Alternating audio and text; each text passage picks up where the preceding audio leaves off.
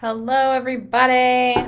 All right, so tonight I want to talk about something you hear me talk about a lot, but I want to give you some really specifics on it. Some specific things that you can use to give brain-based advice and support and concepts to your patients, and also really practical things that you can do around this concept of connection and control in your office, in your procedures, with your staff, training your staff, all of that will be really important and hopefully help you have some aha moments on areas that maybe you can have growth and improvement.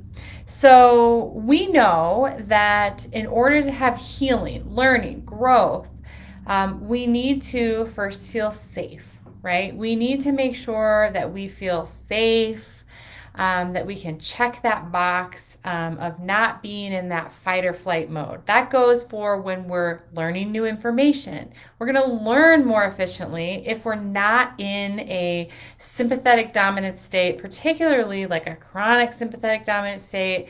We're going to grow more efficiently. We're going to heal more efficiently.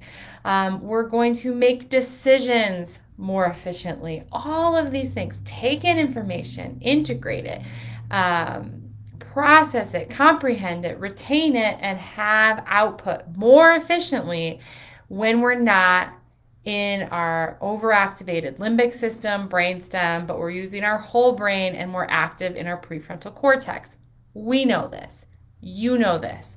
However, so often in our practices, by our procedures and our communication and our leadership and just the way that we're interacting with people, we are putting people into a state of fight or flight, into a more sympathetic dominant state, and then asking them to learn new information, to give us more information, to recall information about their history, to make decisions, for care, long term even.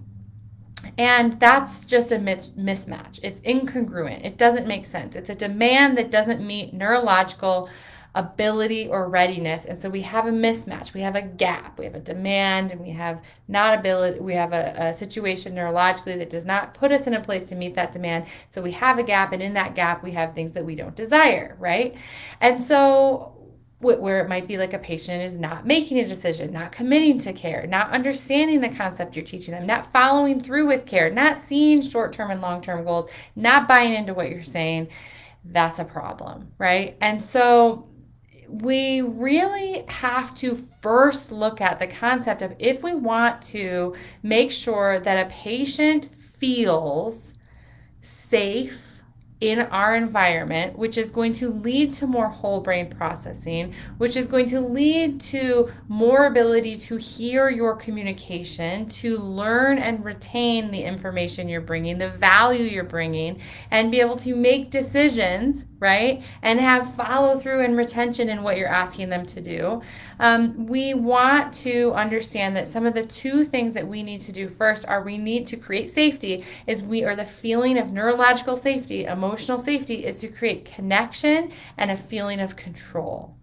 We need to first connect, build rapport with a patient and or the patient's family who comes into our office, into our space, not just once, not just the first time you meet them, but always. Connection and control. This is done through our specific communication. It's done through the way that we answer the phone. It's done through, what happens when a patient walks in. Does somebody at your front desk actually look up at them and make eye contact with them or attempt to do so? Is your staff so excited that they're there that they're immediately giving them information on chiropractic and neurology and subluxation as soon as they walk in the door, because we think, oh, we've got to slam chiropractic communication and lessons down their throat from the moment they walk in. That is not connection. That is not meeting them where they are. We need to give them a feeling of control, back off a little bit, allow them to feel safe and in control in our environment. And one of the ways that we do that right from the beginning is training our staff, having procedures that allow them to see and feel that they are in control and they have connection. One, when they come in, We come around the desk, our staff does. We don't get in their space, but we give them space. We give them an option, just like you would a little kid who's in a stressed situation. We want to give a choice. We want to give an option. Hey, Mary, would you like to sit here or would you like to sit over here? Either one is fine. I'd love to give you your paperwork if you want to get started with that. So we give a choice, particularly with families who are coming in with kids who have neurodevelopmental disorders or adults that do, because they're living in chronic stress. We need to make sure that we are, with our communication, verbal and nonverbal, that we're giving them control and connection, right? The next thing we may do is a small way to enter their world and connect. If they are not extremely verbal, then we maybe don't jam verbal down their throat, which is the opposite of what you might learn sometimes in practice management groups, where it's like, hey, bring their energy up here. Maybe first you recognize that their energy and their way of communication is here. And so we want to give them some control in that. I want to give a choice, and I want to give some control with that choice. I want to allow them to take in our new environment, and then I want to give some piece of connection. Hey, Mary, I noticed that you're from this town. I grew up there. Hey, I noticed that you have a green shirt on. That's my favorite color. I love green. Seems so simple, seems so silly. Connection does not have to be a whole big thing. It doesn't have to be fake either. Just look. Connection, rapport, creates safety also. So control and connection. The kids that come into you, you may say to them like, hey, do you like to do knuckles or do you like to do high five? And they might not want to do either of those. Do you want to color? Here, let me put out a crayon and a marker for you. So we're giving them a choice. We're building some connection. And then maybe that's our thing. So we have to think about, in our practices, when we're dealing with individuals with chronic stress, which is pretty much everybody in your practice and in your community right now, I want you to think, how can I give people, not just new people, but ongoing patients in your office, how can I give them a sense of control in my space? Is it that we need to give them an offering of, do you want this time or this time? Do you want this room or this room? Maybe you can't do that. Maybe it's, do you want tea or water? Maybe it's, hey, do you want to go to the waiting room or wait in your car? Which one would make you feel more comfortable? Whatever it is, think about what is one procedure I can do to give control, and then what is one thing that I can work with my staff on to do to start seeing the value of merging into your patients, your practice members, your community's world, and building connection, as opposed to shouting immediately from the rooftops about what we do that's different and how we're counter everything that they're hearing out there. First build control, first build connection, safety, and then we teach and we build upon that. So important.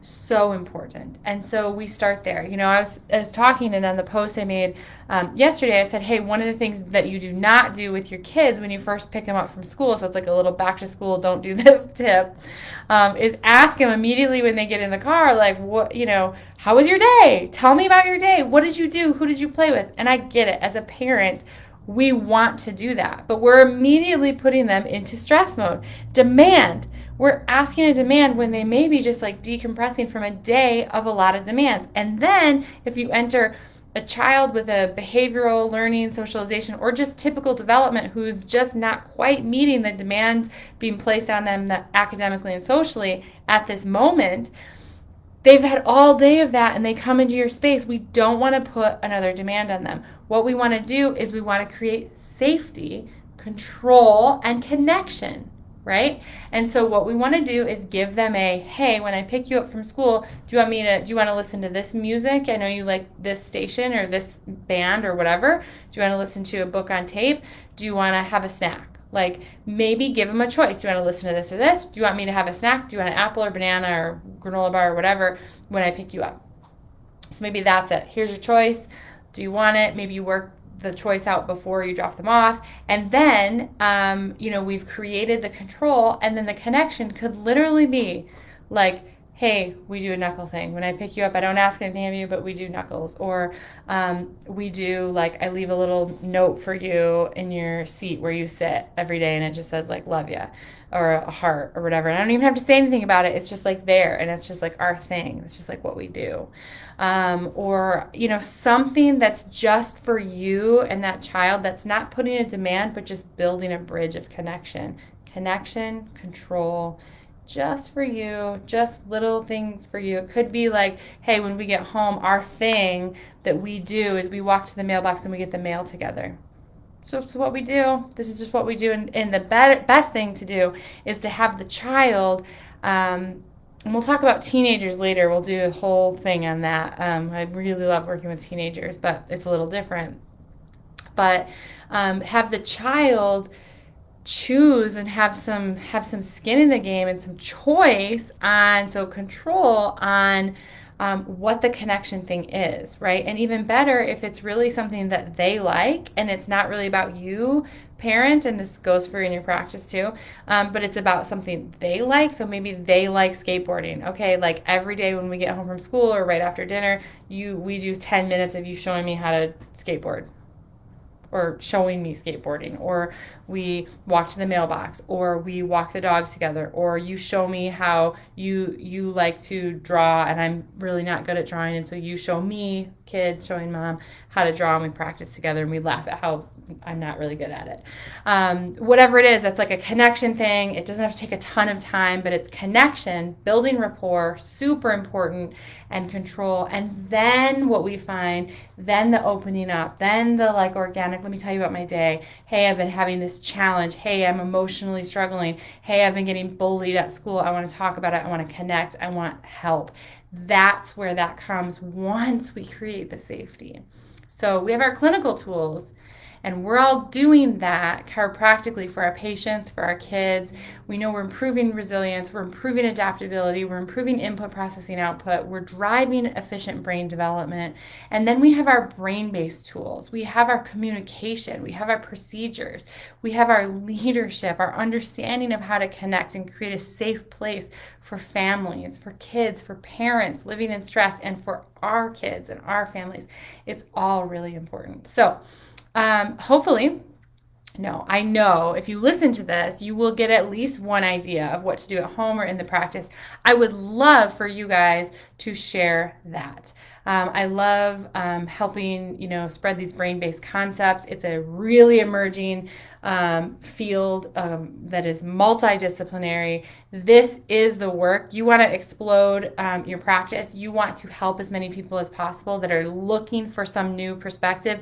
This is the way to do it. It's emerging. It's out there. People are looking for it across multiple disciplines. You just have to step into it, learn more, not necessarily do more, but know more, be able to give brain-based support, bring your clinical tools, which is exactly what we teach you to do. We've got over 100 focus docs around the world doing this, staying in the chiropractic lane, but rocking it with brain-based concepts and understanding and clinical tools. And if you are one of them, or you want to be one of them, join this. But otherwise, when you're listening to this, share, help each other. What is one thing that you got from this that makes you go like, I can do that better? Or, oh my gosh, I just did that today and I want to share it. Share. This is a community and we're all here to do better. When we know better, we can do better.